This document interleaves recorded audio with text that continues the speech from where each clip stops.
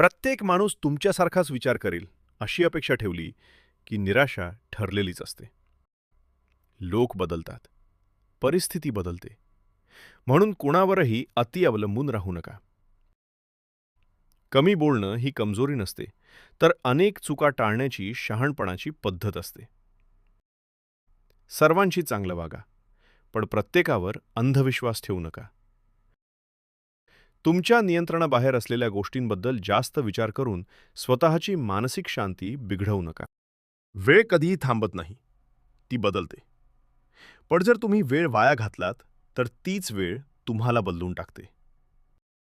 सत्याचा मार्ग अनेकदा कठीण असतो, पण तोच मार्ग तुम्हाला दीर्घकाळ सुरक्षित ठेवतो.